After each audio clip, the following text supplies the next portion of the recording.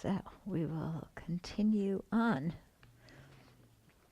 So we were talking about the Pali tradition, and we had finished talking about what the Buddha jewel was, and we talked about seeing the Buddha was not seeing the physical body of the Buddha, but the Dharma body, in other words, the true cessations and the true paths.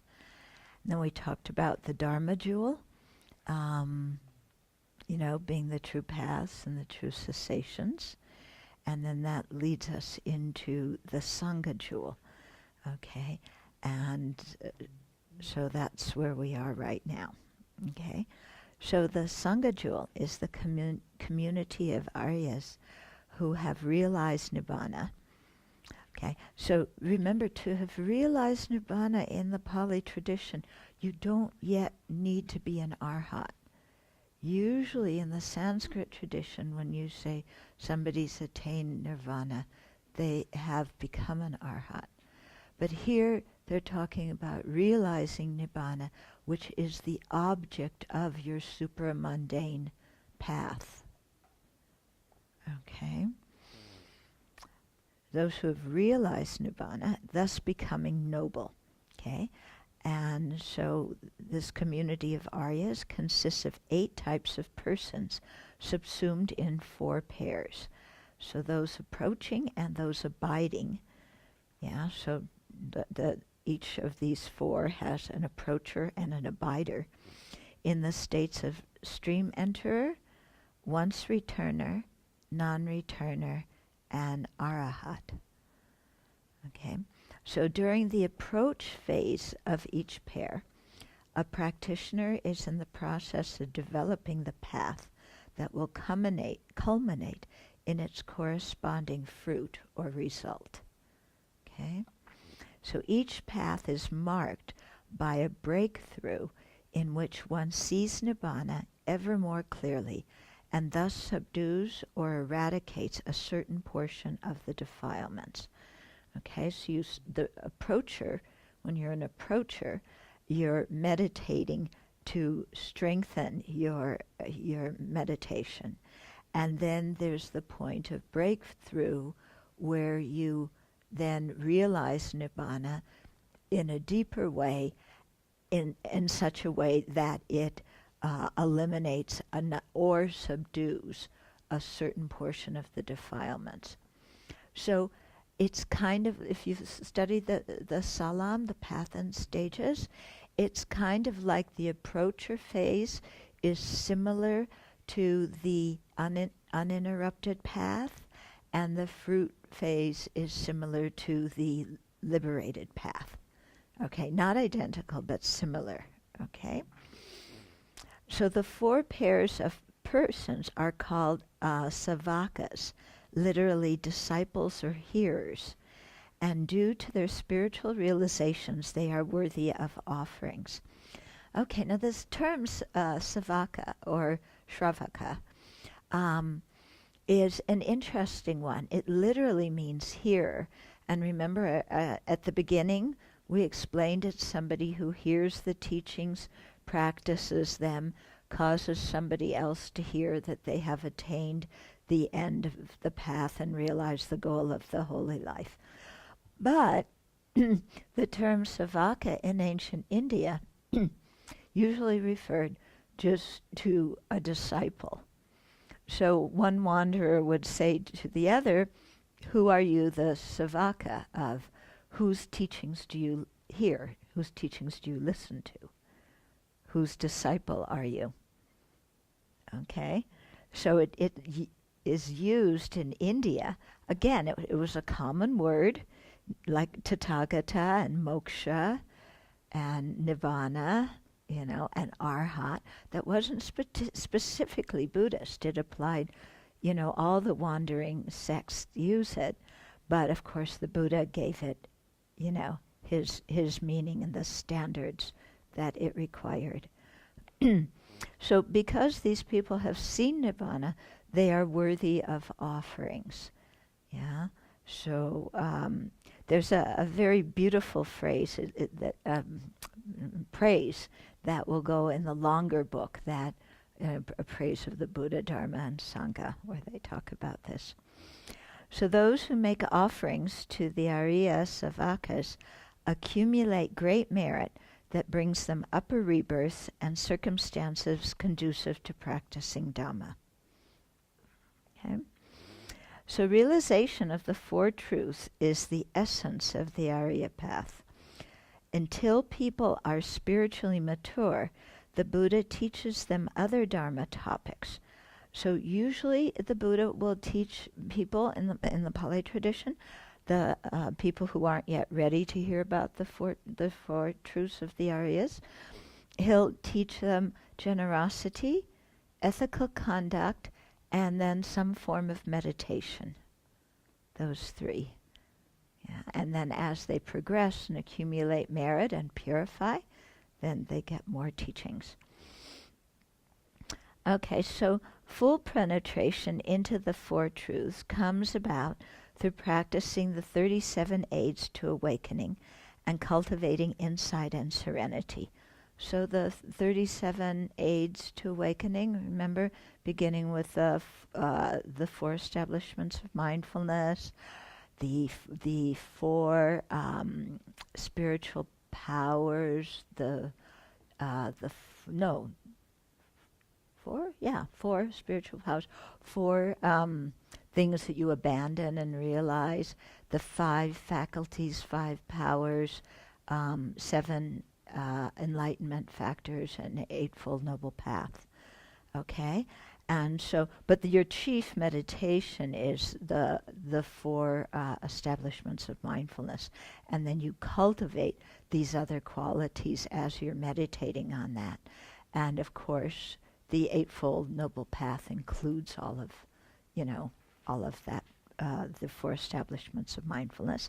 And in that way you cultivate serenity, which is on the side of stabilizing meditation or concentration, and insight, which is on the sides of analytic meditation or wisdom.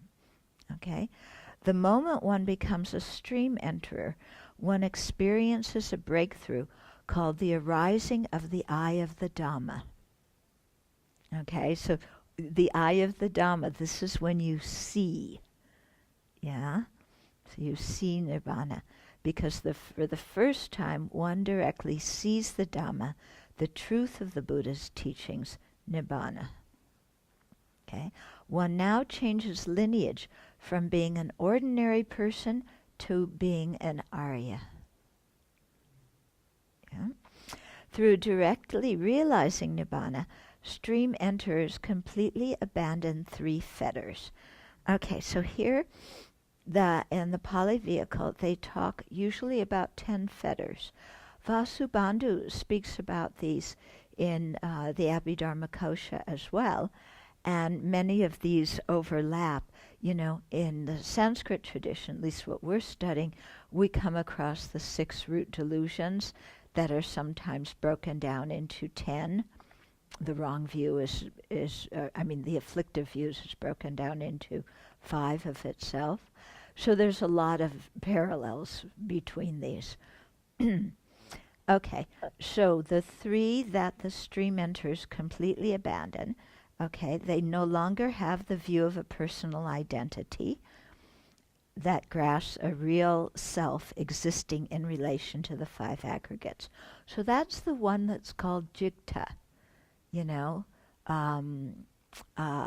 of the transitory collection. Now, notice here that this is eliminated at the very first stage. Yeah.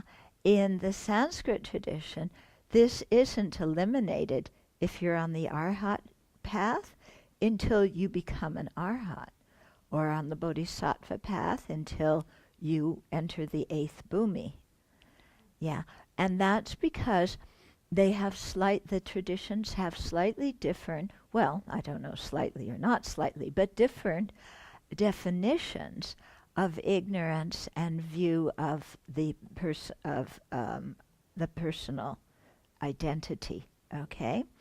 So, here it says, such a self could be a self that is identical to one of the aggregates, possesses the aggregates, is possessed by the aggregates, is inside the aggregates like a jewel in a box, or contains the aggregates like a box containing 5 jewels. What does that remind you of?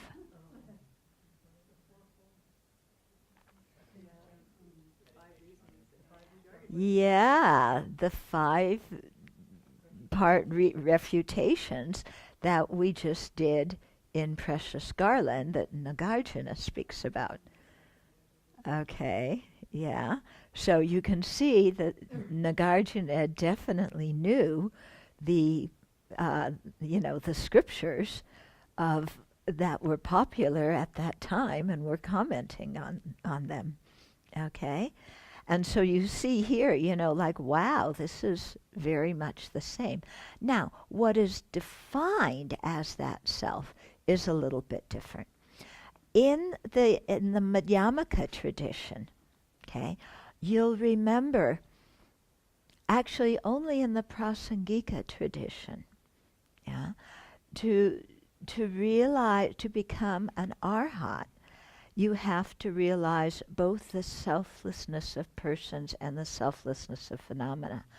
For all the other ones, even the Svatantrika Madhyamaka, you only need to realize the selflessness of the person, that there is no self-sufficient, substantially existent person. Here in the Pali tradition, ignorance is a not knowing. It's a state of not knowing.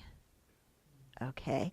And the view of the personal identity is a separate mental factor that actively thinks that there is a substantially existent self somewhere with the aggregates, enmeshed in the aggregates somewhere. So they say that view of the personal identity is eliminated. They don't see it as that serious. Ignorance is the root of samsara. Ignorance is the first link.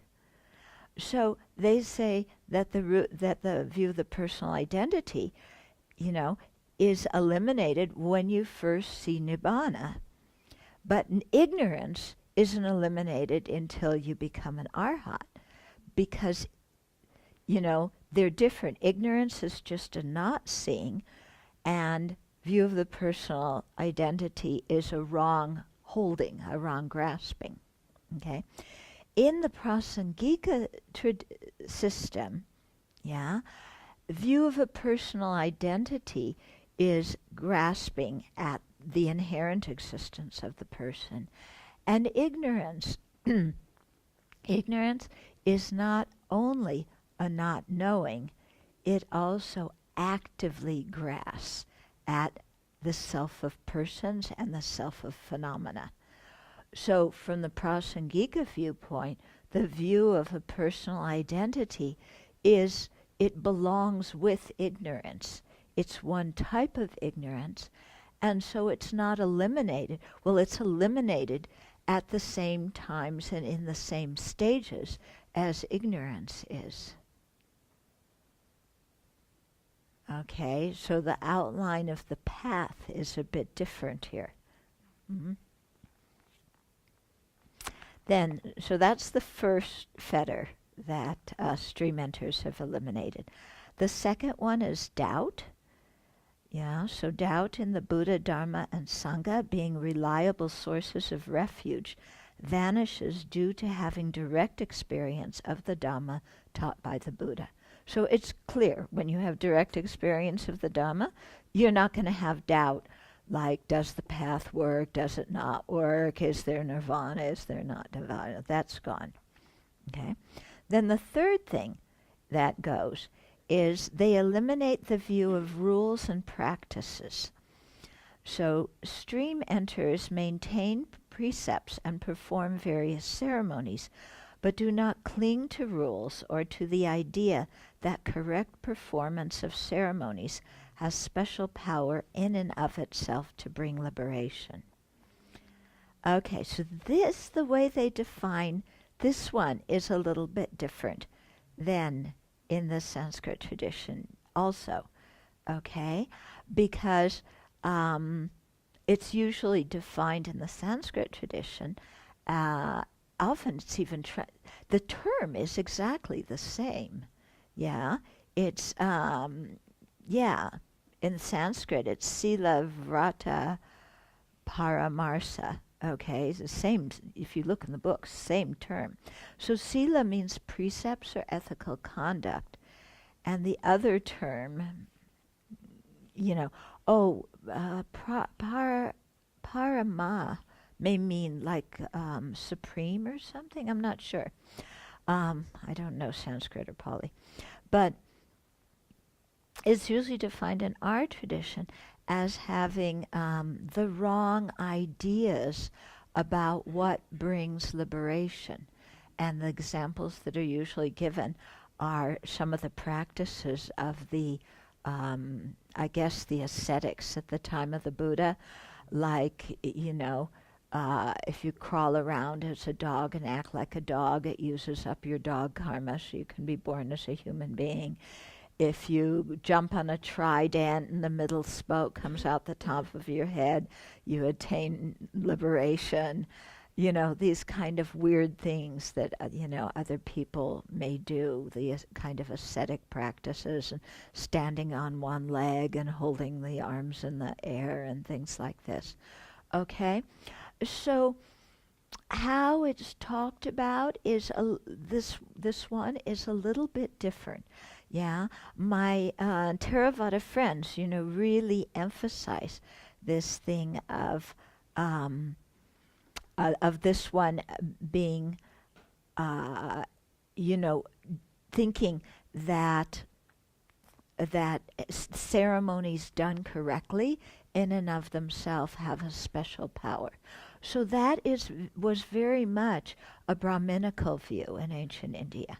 The Brahmins were so esteemed because they knew how to perform the ceremonies exactly. And only when a ceremony was performed exactly, correctly, were the gods pleased and gave blessings. So this is one way that the Buddha kind of negated that and said, look, just reciting things for the sake of reciting them and doing these formalities in a super correct way, that's not the path. Okay? So it makes sense to me that, the Buddha really emphasized that at that time. Now, what I find extraordinarily interesting is how these elements of Brahmanism still crept in to the Buddhist tradition, even to the Pali tradition, because when they do the ordination ceremony, there's one passage where they're not sure exactly which is the correct pronunciation, so they do it both ways in order to make sure that it's said correctly, because if the Pali isn't said correctly, there's an error in the ordination ceremony. And the way that sometimes the precepts are kept very down to these small, meticulous details. There was, I've heard this story a few times, there was an ordination not so many years ago, and there the Pali criteria for establishing a sima, a territory, is different than the Dharma Guptaka and different from the Mula Sravastivada. So they have one where if, sometimes they build like a thing that's in the middle of water and they have the ordination there. But there's not supposed to be anything that connects that across the water to the mainland, because that's supposed to be, it's like the water kind of acts like the perimeter of the Sima. But they were watching, some people later, several years later, were watching the video of the ordination, and somebody noticed that there was some thread from that land to the mainland, and they declared that ordination invalid, and everybody who had it had to reordain. Yeah? So I find that very interesting, that one thread, it's like everything has to be done meticulously, just like the Brahmins said. Yeah? So this crept into Pali tradition. It crept into also Tantra. We get these things of recite how many ever mantras or recite such and such a text. Doesn't matter what language you recite it in. If you recite it, it helps somebody else get cured of a disease, or it helps stop some kind of interference. So again, like the ceremony in and of itself has the power, not the transformation of the mind that goes with it. So this is just my, historical, sociological blah blah that I'm putting in, that I'm sure no traditional person in either the Pali or Sanskrit tradition would like hearing. Okay, but it's just, how I see culture, influences things. Okay. Yeah, so it's very interesting, especially like with the Tibetans, because on some things it's like the power of the object is so strong, and it's got, it's like this, and it's got to be done like this. And then on other things, you don't have the right thing to use. Oh, that doesn't matter. You just substitute something else. It's okay. So, yeah.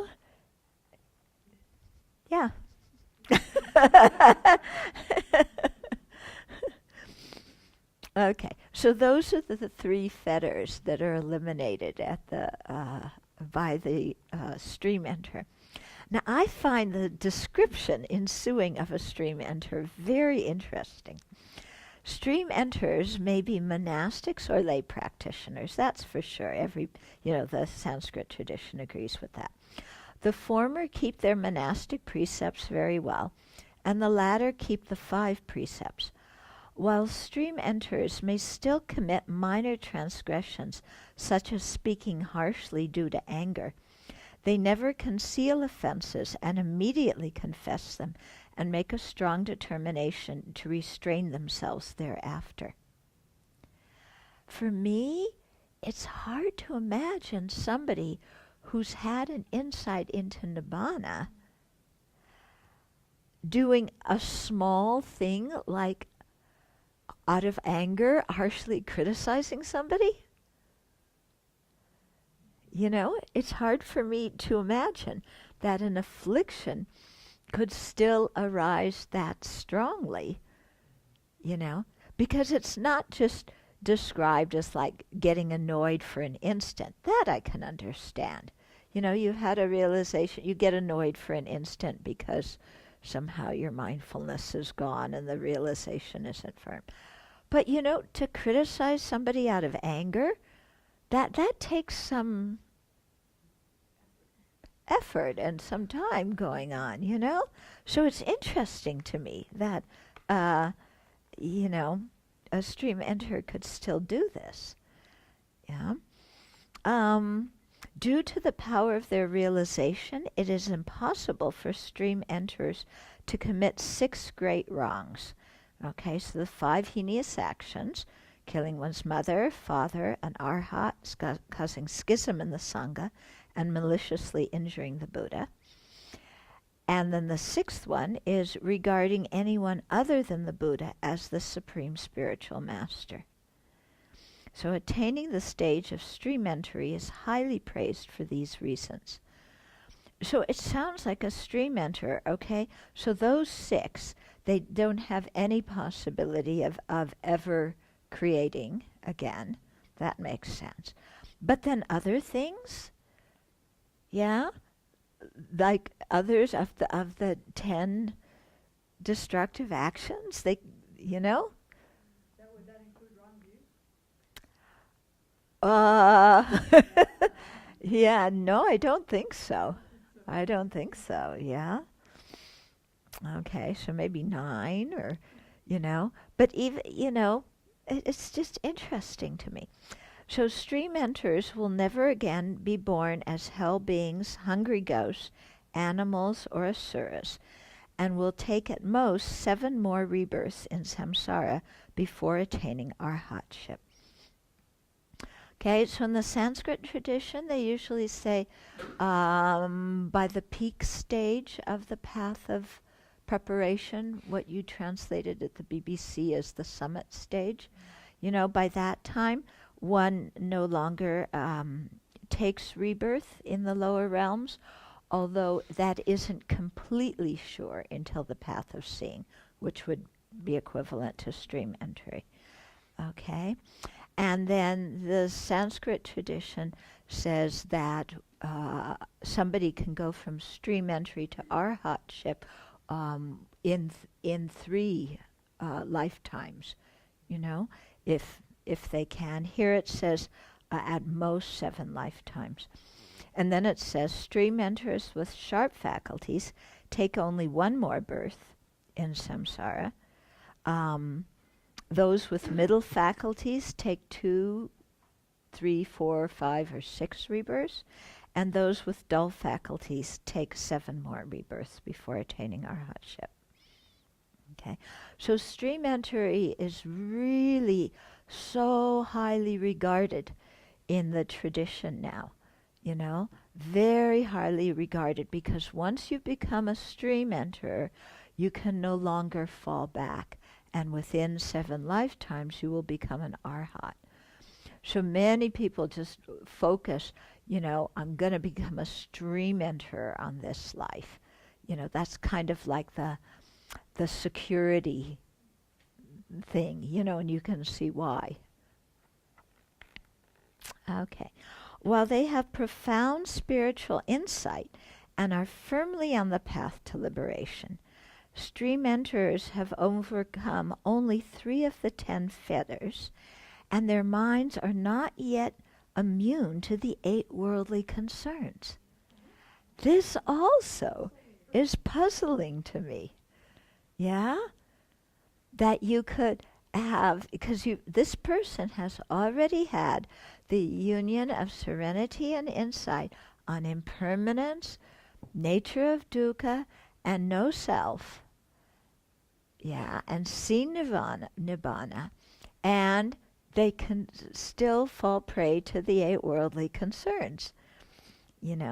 Again, if these were like teeny tiny slip-ups, okay, I would understand it. But,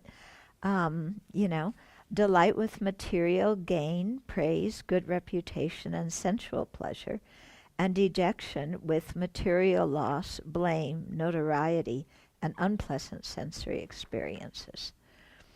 Okay, they may still create destructive karma, although it is not strong enough to bring unfortunate rebirths.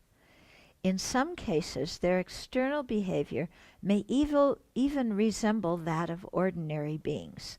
They may be attached to their family, enjoy being praised, or compete with others. Sometimes they may even be heedless.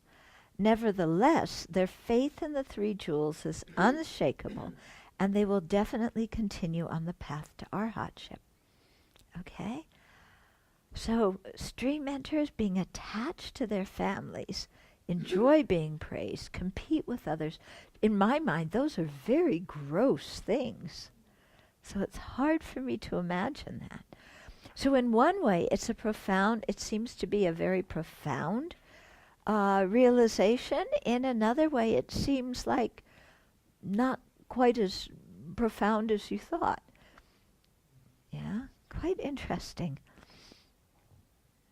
But then, of course, I'm used to hearing about the bodhisattvas who have this incredible accumulation of merit, which probably protects them from doing a lot of these things, because to accumulate that merit, you also have to purify a lot of actions, and your mind becomes much stronger, much firmer. And what is the difference in the Well, according to the Prasangikas, yes, it would, because they would say if you have only realized the absence of a self-sufficient, substantially existent person, then actually you have not even realized the path of seeing. Yeah. But if you take this system on their perspective, that is the path of seeing, because the Prasangikas would say, actually, if they've had this kind of insight, they've actually seen the selflessness of persons and selflessness of phenomena, meaning the emptiness of inherent existence of both of them. So it's true, maybe because even from this perspective of the Pali tradition, that that object of negation, would still allow some other things to come through, even though they would consider that person as definitely on the path to arhatship, because they say to become an arhat, just realizing the emptiness of self-sufficient, substantially existent person. Although it's very interesting, in the Pali tradition, first of all, they don't have the term object of negation. This term that we take so much for granted, I think I'm getting very interested in the history of some terms. I wonder if this was a term from Je Rinpoche, or if it was from Chandrakirti, or where did this term object of negation originate? Yeah. Because it seems like in the early times, there wasn't, it was Nagarjuna who really brought up the issue of, he didn't use the term object of negation, I don't think. Maybe he did, but I don't think so. But he was the one that really questioned the subtlety of what was being negated. He was the one who brought that up and had, such a radical philosophy compared to the 18 schools. Okay. So compared to stream enterers, once returners have significantly reduced their sensual desire and malice, although they have not yet fully eliminated them. So you see the stream enterers, still have sensual desire and malice. So yeah, they're going to get angry. Yeah, they're going to be attached to things. 8 worldly concerns. Once returners have significantly diminished those, and they're called once returners because they will be born in the desire realm only one more time. So the desire realm is, of course, where you have all the sensual desire and malice and these very gross kind of things. Okay? The non-returners, the next one, the third level, have abandoned the fetters of sensual desire and malice and will never again take rebirth in the desire realm. Okay? So once returners have subdued sensual desire and malice, non-returners have cut it off. Non-returners will never be reborn in the desire realm. So that means that in addition to not being reborn in the lower realms like the stream enters, they won't be reborn as human beings or as worldly devas, worldly gods in the desire realm. Okay, they may be born as worldly gods in the material and immaterial realm.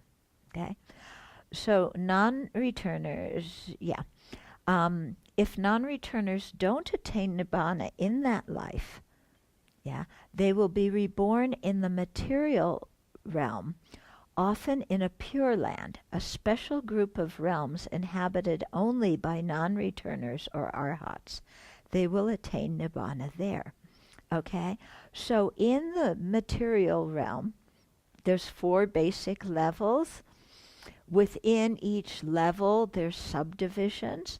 So in one of the subdivisions of the 4th jhana, the 4th dhyana, the highest subdivision of that is what's called a pure land, but it's reserved only for non-returners. And if those non-returners attain arhatship there, then they there's arhats also in that Pure Land. Once that arhat passes away, then finish. Their stream of consciousness discontinues. We'll get into that. This is their view. Okay? So, yeah. Bhikkhu Bodhi used to call that the Pure Land for the non-returners. It was like a gated community. You could only enter if you were a non-returner.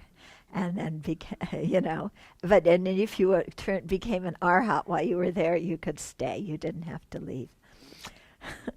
Okay. In the path phase, approachers to arhatship practice the Buddha's teachings with effort and diligence. In the fruit phase, they actualize their goal, become arhats, and are no longer bound by craving. Okay, so craving is the thing that makes samsara go round. All remaining fetters of desire for existence in the material and immaterial realms, so those are two fetters. Okay, so where you have desire or craving for the material realm or the immaterial realm, yeah, like a stream enter, once returner or non-returner could have that kind of craving. Yeah, all conceit, especially all conceit, restlessness, and ignorance are abandoned. So here, ignorance is abandoned at a different time than the view of the personal, view of the personal identity. And the arhats attain the deathless, the state free from samsara's repeated birth and death, and they enjoy the peace of genuine freedom. Okay? Restlessness is not abandoned until here? Yes. Not abandoned. To gain samadhi, you've had to subdue it. But that's the thing with samadhi. Samadhi does not eliminate any of the afflictions. It only subdues them temporarily by the power of the concentration. And that's true in both traditions. That's why people who are not Buddhists, can attain serenity and deep samadhi. Because you don't eliminate afflictions or fetters. You only suppress them temporarily. Okay, so now we'll go on to the three jewels in the Sanskrit tradition. So you've heard this several times in the last couple of months. I hope you remember it. So most of what appeared in the foregoing Pali section is shared by the Sanskrit tradition. Okay? The Sanskrit tradition also relies on such treatises as the Ratna Gotravibhanga. Oh, yeah, the Uttara Tantra Shastra. The Sublime Continuum, Ulama. Okay? As sources for understanding the excellent qualities of the three jewels and their ultimate and conventional aspects. Learning and contemplating these inspire our confidence in them and shows us, it should be show us, an error, and show us the direction to take in our spiritual practice so that we can become the three jewels. Okay? Just going back, to the Pali description of the jewel of Sangha, if you meditate on that and the qualities of each of these different beings, it's very inspiring, when you think of gaining those qualities and being free from, rebirth in the lower realm, free of rebirth in the desire realm.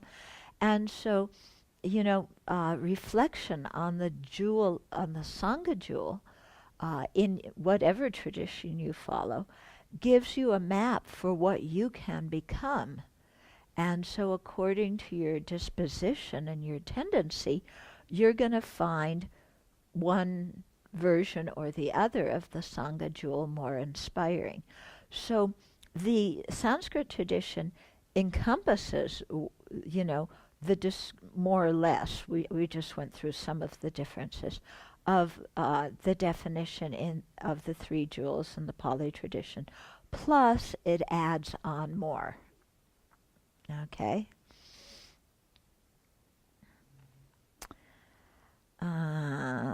Okay, and the purpose, again, of thinking of this is so that we know, the qualities of who we're listening to for spiritual guidance, which is very important, and we'll know the path that we want to go on and the qualities we want to develop in ourselves as we go. So each of the three jewels has ultimate and conventional aspects that encompass the four bodies or kayas of a Buddha. So kaya here, when it's translated as body, it means like a corpus or a collection, like a body of knowledge, that kind of use of body. It doesn't mean a physical body. Okay? So we'll start with the Buddha jewel.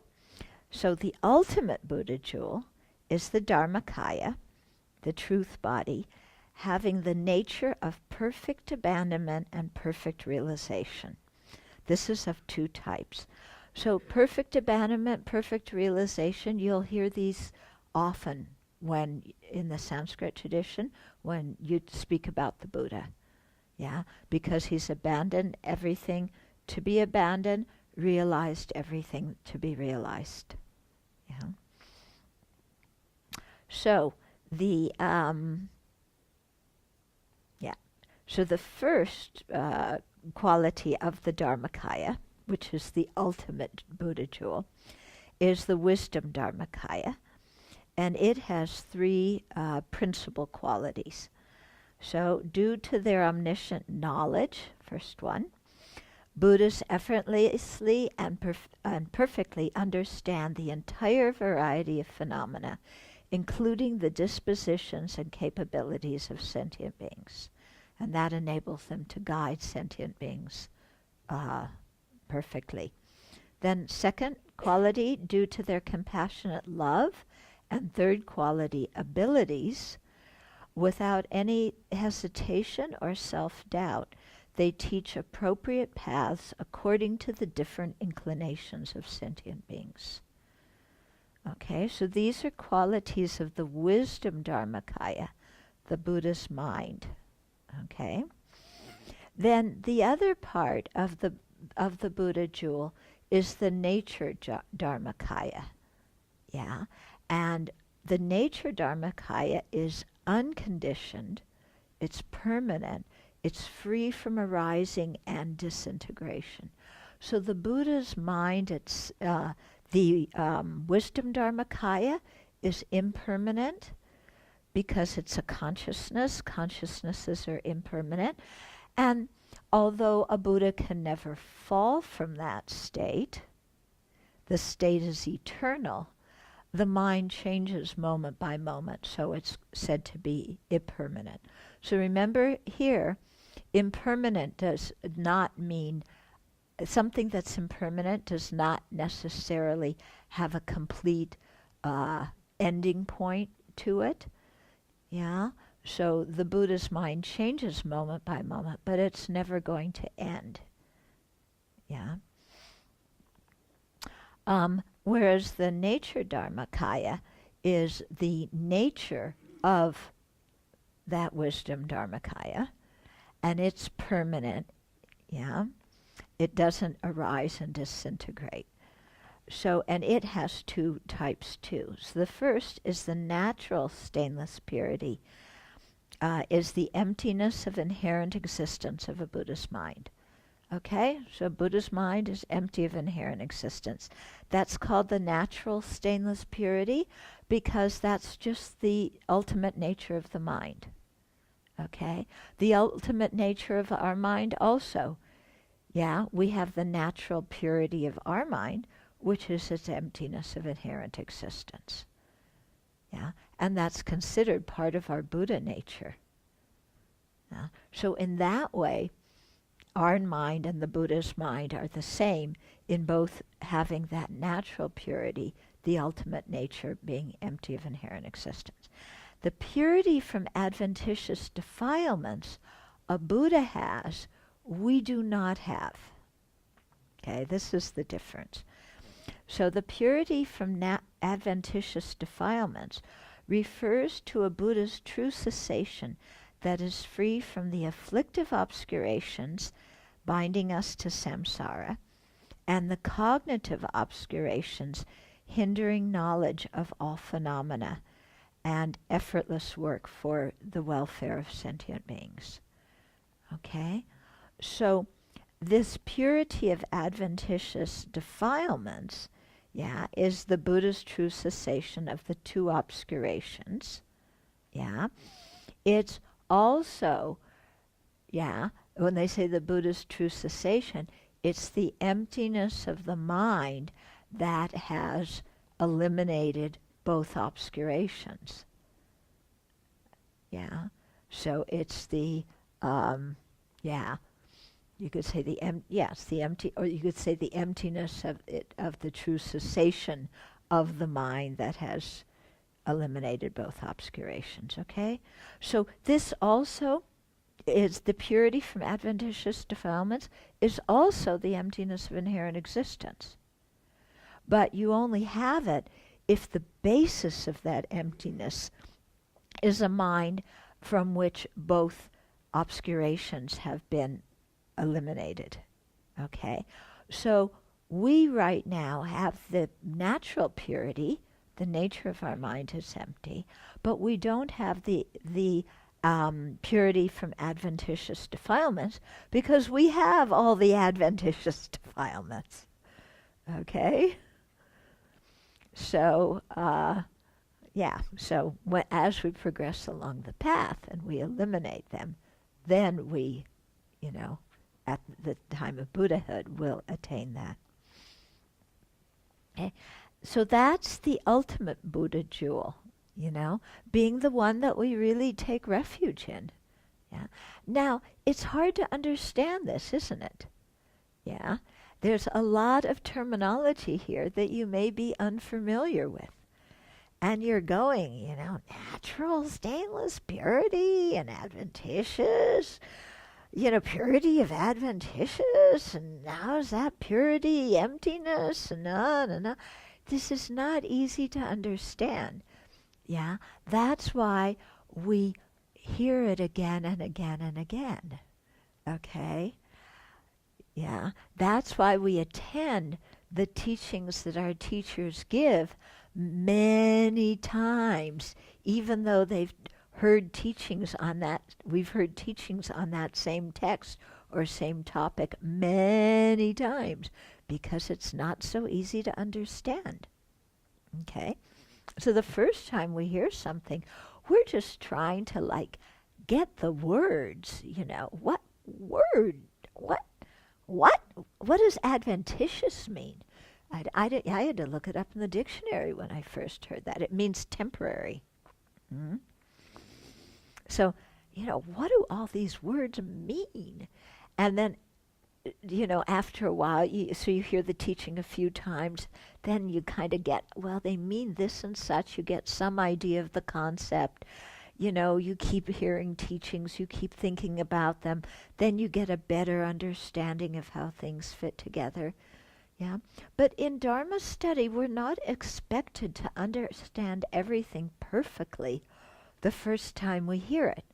It's not like going to regular school, where we are supposed to understand everything, or at least memorize it, so we can tell the teacher what they already know on a test.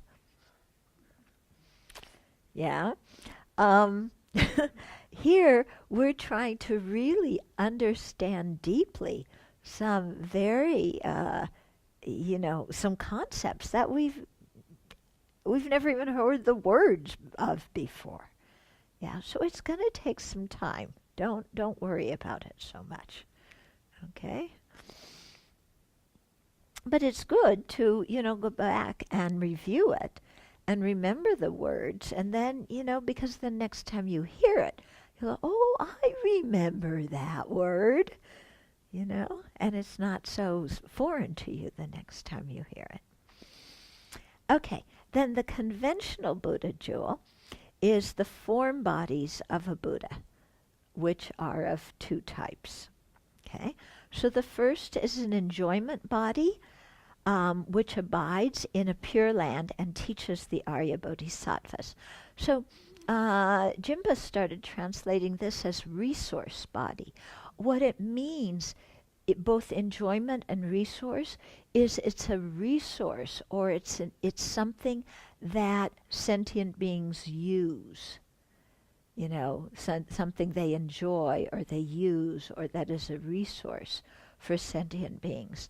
Because, this enjoyment body abides in a bodhisattva pure land, not in the pure land that we talked about for the non-returners.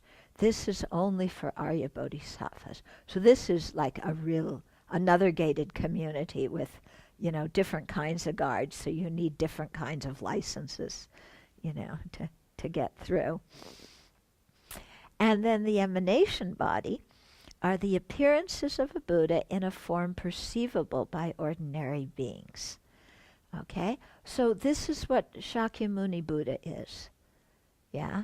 He's the Buddha, actually has the wisdom Dharmakaya and the nature Dharmakaya, and he has an enjoyment body in a pure land. And this is just, Shakyamuni Buddha was one emanation body radiating from this Dharmakaya mind for the beings at that time in India, and probably for us, maybe our karma had something to do with it too, because some sentient beings were ripe for hearing the teaching, so he manifested as a wheel-turning Buddha. Okay, a wheel-turning Buddha is one form of Nirmanakaya, or emanation body.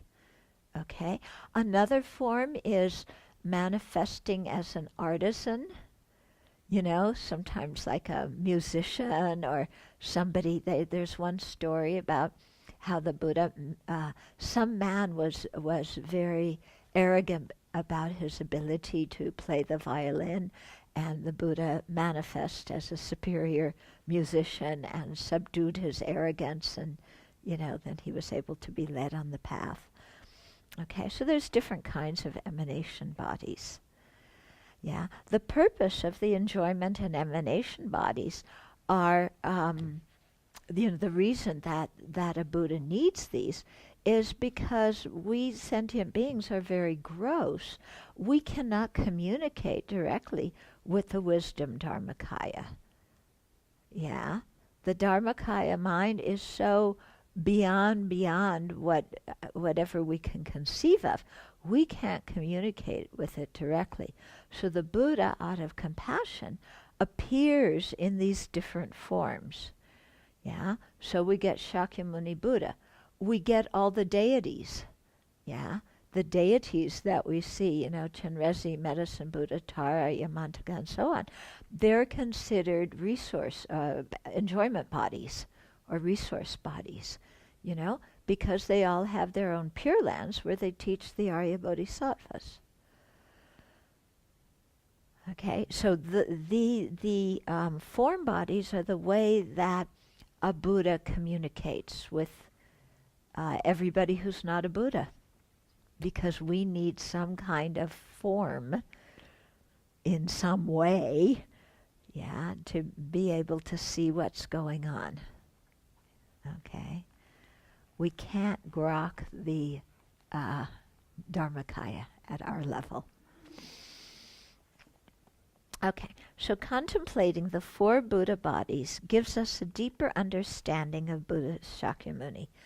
The Buddha's physical appearance as a human being, such as Gautama Buddha, is an emanation body, a form he assumed to suit the spiritual dispositions and needs of ordinary beings. An emanation body this is also this is the way His Holiness teaches, that just for me is so brilliant, So you start one way, with the Dharmakaya, and then you get the you have the wisdom body, then you get the enjoyment body, you get the emanation body. Now he's going to go the other direction.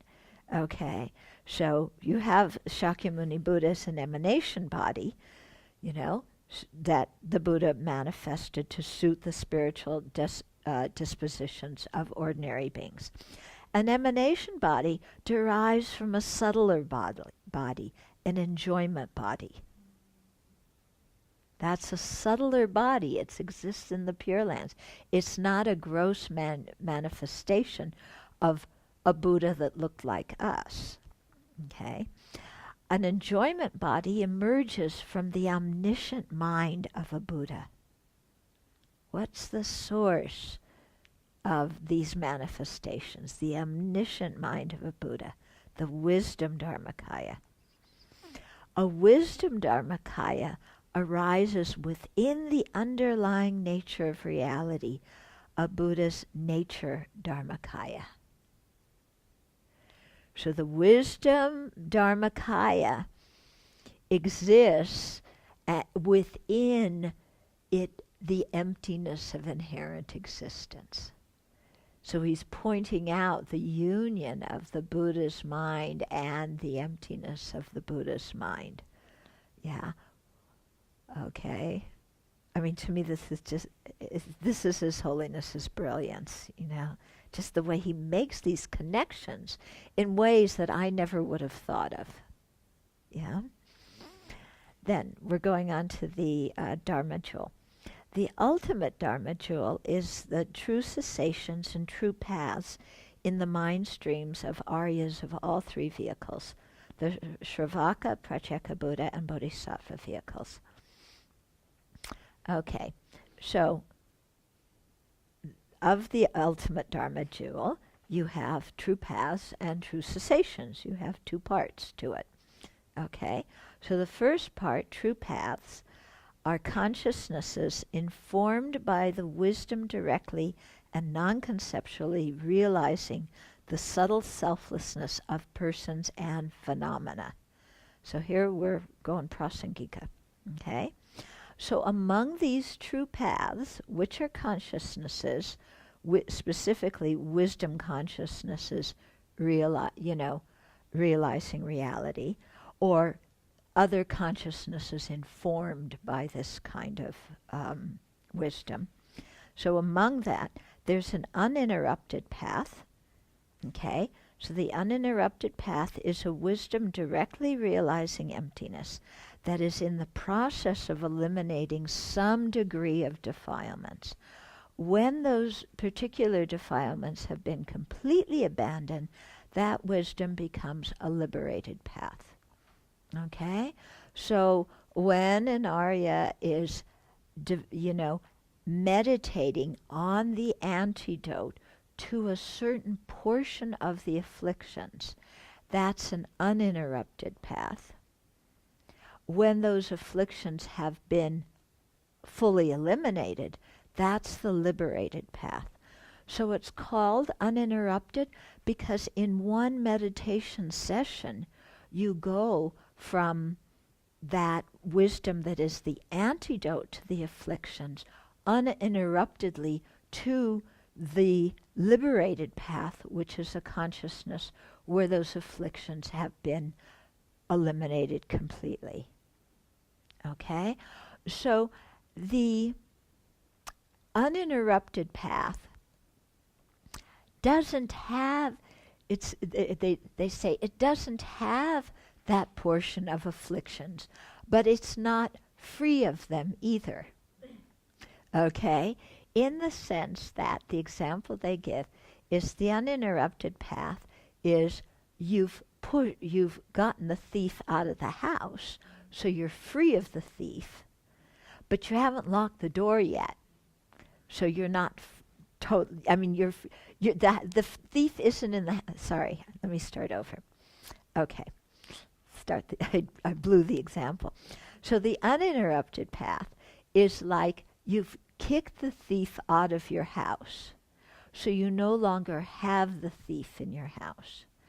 But you're not free of the thief because you have yet to lock the door. The liberated path is when the door has been locked and the thief can no longer come back in. Okay? So those are two of the true paths, okay? There's other types of true paths as well, okay? Then the second aspect of the ultimate Dharma jewel is a true cessations, yeah? So a true cessation is the purified aspect, here we go, the purified aspect of the emptiness of a mind that has abandoned a particular degree of obscurations. So that's how you say it correctly. It's the purified aspect of the emptiness of a mind that has abandoned a particular degree of obscurations. So, you know, whatever level you are on the path, you've abandoned that particular level of obscurations, okay? So the emptiness of that mind, okay, the purified aspect of that emptiness. Now, the question I asked was, isn't emptiness pure? Why do you need a purified aspect of the emptiness? I can see, yes, you need a purified mind, the emptiness of a purified mind, you know, but why a purified aspect of the emptiness? And what they explained is that because the mind and its ultimate nature, its emptiness, are one nature, even though the emptiness of the mind is not tainted, by inherent existence, it's still the emptiness of a mind with obscuration. So in that way, that emptiness isn't completely purified, because it's the emptiness of a mind that has obscurations. When that mind has no more obscurations, then you have the purified aspect of the emptiness of that purified mind. And that's what a true cessation is. Okay? So true cessations have two factors. Okay? Natural purity and purity of adventitious defilements, as described above.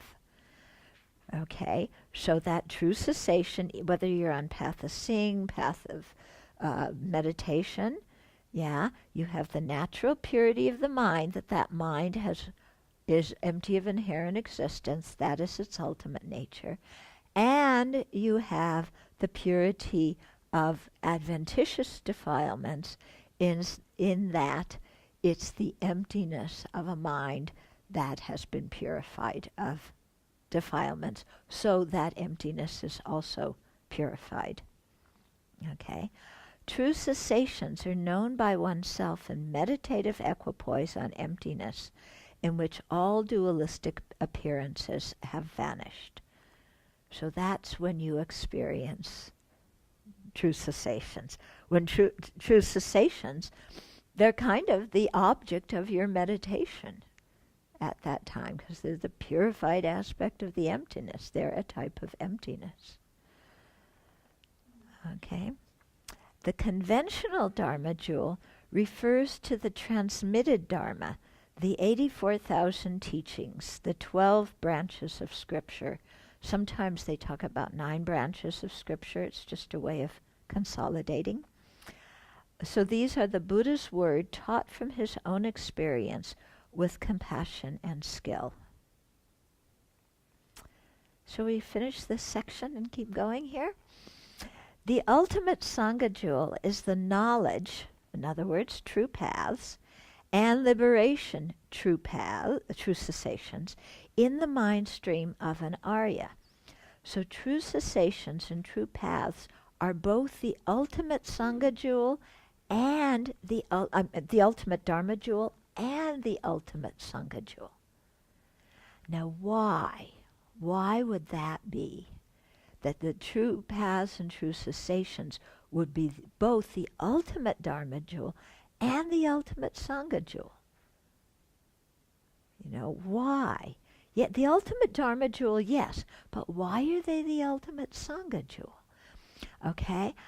My understanding is that's because somebody who is an Arya Sangha, not all aspects of that person are purified yet. So to be an ultimate jewel of refuge, it has to be completely pure. True paths, true cessations are pure. There's no adventitious defilements attached to either of those. Yeah. And there's no appearance of inherent existence at that time with the true paths. Yeah. But the Sangha, even an Arya, when they come out of meditative equipoise, yeah, they still have, if it's a lower Arya, they have some of the afflictive obscurations. If you're one of the on the pure bhumis, 8th, 9th, and 10th bodhisattva ground, you have the cognitive obscurations. So the mind isn't completely pure. But the true cessations and true paths of that mind are completely pure, and so that's why they're said to be the Sangha jewel. Okay? The conventional Sangha jewel is an individual Arya or an assembly of Aryas of any of the three vehicles. It includes the 8 Shravaka Aryas and Bodhisattvas. Okay? So the conventional Sangha, are those Arya beings who are... The Buddha is also an Arya. The Buddha is completely purified of all obscurations. The other ones aren't completely purified yet. Okay? The Sangha has inner wisdom. The Sangha jewel has inner wisdom that correctly knows reality and knows some portion of the diversity of phenomena. The Arya Sangha is free from some portion of afflictive obscurations, ignorance, afflictions, their seeds, and polluted karma. Some Aryas are also free from some portion of the wish for only personal nirvana that prevents generating bodhicitta. Some Arya bodhisattvas are free from a portion of the cognitive obscurations, the latencies of ignorance, and the appearance of inherent existence. Okay? Then the representation of the Sangha jewel is a community of 4 or more fully ordained monastics. Okay? So it's not even one monastic. It's got to be a community of 4 or more, because only a community of 4 or more, according to Vinaya, can do certain monastic rites that are very important. Yeah.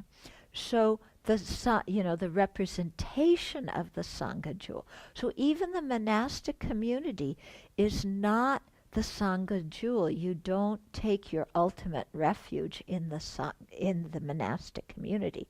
It's a representation. So if you see that, then the idea of calling anybody who goes to a Buddhist center Sangha seems really outrageous.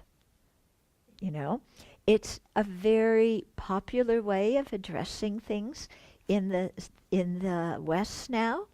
But when you think from the viewpoint of the 3 jewels, it seems very strange then to say, as some teachers say, we take refuge in each other, meaning all the lay people who go to the Dharma center.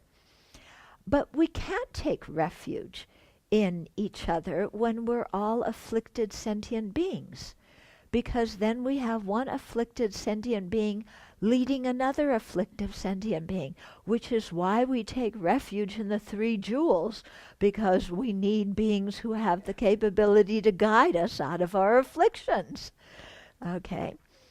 In another way, the word Sangha in Sanskrit is used just to mean a group or an assembly. Yeah. So in that way, maybe, okay, the group or assembly of people at a Dharma center. But personally speaking, I prefer to call that a Buddhist community. Yeah? Because we have the fourfold assembly there. Yeah? So certainly, whether you're in a monastery or a Dharma center, our Dharma friends are very important to us, and we rely on them, and they support us, But they're not the people we take refuge in unless they have the realizations of an Arya. Because without knowing emptiness directly and non-conceptually, it's difficult for somebody to really guide us, 100% correctly on the path, isn't it? Yeah? Okay. Enumerating the excellent qualities of the three jewels illustrates why they are valuable and complete sources of refuge. Understanding this, we will repeatedly take refuge in them from the depths of our heart and deepen our connection with them. In this way, we will always be able to call on their guidance no matter what situations we face in life or at the time of death. Just to go back to that for a minute, this also doesn't mean that everybody who teaches the Dharma is an Arya. Yeah? So you may be relying on somebody who teaches you the Dharma to lead you, but that person isn't necessarily an Arya. Okay? So, and that's fine. When you look at the descriptions in the Mahayana Sutra Alamkara of a perfectly qualified teacher, that person, is really up there. But then they say if you can't find somebody with all those, then do the best you can, and at least somebody who values future lives more than the present life, and who values others more, cherishes others more than self. At least that. Okay. Yeah, so this last paragraph, when we really understand the qualities of the three jewels, then we know we can turn to them no matter what's going on in our life. We can do the 911. Yeah. Buddha, what do I practice in this moment to subdue my mind when my mind is going bonkers? Okay. And then we remember one of the teachings that we've heard. This description of the three jewels emphasizes the inner experiential aspect of religion and spirituality. Our objects of refuge, those that we trust completely to lead us to liberation and full awakening, are distinct from religious institutions. This is very important. While realized beings may be members of religious institutions, those institutions are often operated by ordinary beings also. When taking refuge, being aware of the difference between our actual objects of refuge and the religious institutions is important. Okay? Why is that important? Well, if I can use the example of the Catholic Church,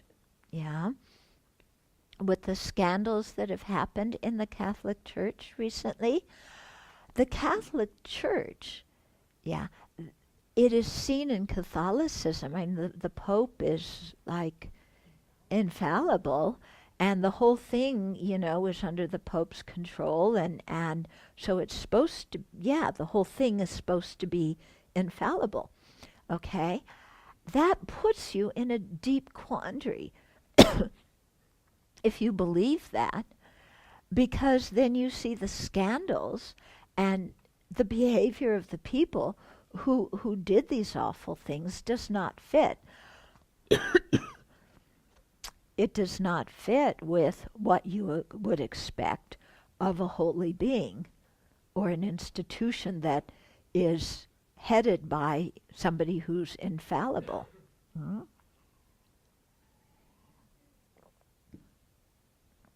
So that gives people a lot of spiritual crisis. If, as in Buddhism, our 3 jewels of refuge, you read the descriptions, they're totally free of afflictions. Religious institutions are created by human beings to protect the doctrine and to organize the followers of a doctrine. Yeah, but they're created by living beings. Some may be Aryas, that they're fine, you know. That's why the Tibetans had an institution of the Dalai Lama. They thought better the governments, be headed by an Arya than an ordinary person. But, not everybody in the religious institution has realizations. And so you get people who act poorly in religious institutions and who break their precepts and who, don't practice well. Yeah. In Buddhism, we don't expect the religious institution to be perfect. But it's interesting because I think Tibetans don't expect the religious institution to be perfect. Westerners do. Yeah. And so Westerners, when there's been, scandals in Buddhist institutions, then people really lose their faith and go into crisis. Also, because they've been told to see their guru as the Buddha, and then how could their guru, if he's really a Buddha, do some of these things? Because they don't realize that seeing the guru as a Buddha, first of all, is for tantric practitioners, and second of all, is a technique for maintaining faith in your teacher's ability to guide you. It doesn't mean that, the teacher from the teacher's side is a Buddha. It means it benefits you to see that person as somebody who knows what they're talking about, because then you'll listen to the teachings with a more open, receptive mind than if you think, that's just Joe Blow off the street. Okay? But, the Tibetans aren't nearly as alarmed at these scandals as Westerners are. His Holiness says part of the reason, is that Buddhism is so new in the West, and so people don't know what are the qualities of a reliable teacher to look for.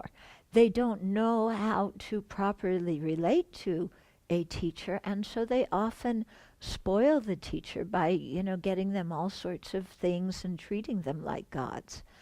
Yeah. So he says when Buddhism is more grounded in the culture, people won't be so idealistic. But we come from an idealistic culture. We build the sports heroes up, don't we? And then look what happens when there's all these scandals in the NFL, We build up the movie stars. Then what happens when they do all their stuff?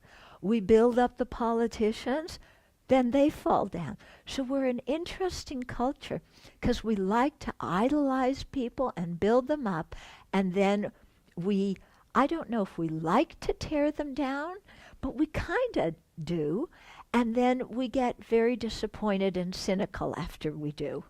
When, after it's revealed that they're human beings like everybody else after all. Okay? So that's why I think it's very helpful going into this to see, our object of refuge is the 3 jewels. We have a direct connection with the 3 jewels. The religious institution is designed to organize the practitioners and hopefully to prevent practitioners from going off on limbs and, being way out there. But when we take refuge, it's in the three jewels. It's not in the religious institutions. Yeah? If you have that clear in your mind, it makes things much easier. Yeah? Because then you aren't expecting your version of perfection from other people. The reason I say your version of perfection is because each of us has our own version of perfection. Yeah. And so what I expect of the religious institution is different than what you expect. And what I expect of a teacher or a monastic is different than what you expect, because we all define it in our own way. Yeah, it's very subjective, mostly based on what we like. Okay, so our versions of perfection are really not too perfect. Yeah? And clinging to them, expecting our version of perfection to be there, is really unrealistic. Yeah? And yet we keep doing it, and we keep knocking our heads against the wall. Okay?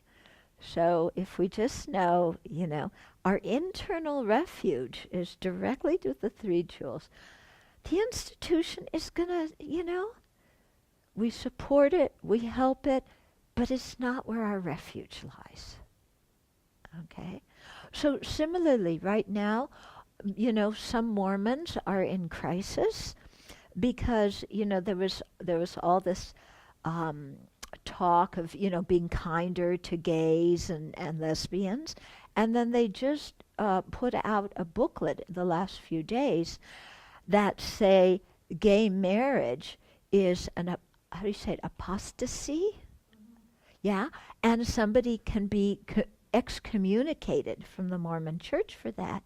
And children of gay people cannot be baptized until they're 18, have moved out of the house of the gay parent, and have denounced same-sex relationships. Yeah, so all these people who are gay or who have gay children, the religious institution, which again is supposed to be holy and perfect and everything, they're now in crisis. It's like, I love this religion, but then this I can't accept, and you're separating me from my child, or the child saying you're making me choose between my religion and my parent. So people are really in crisis. If you separate your refuge from the institution, much easier.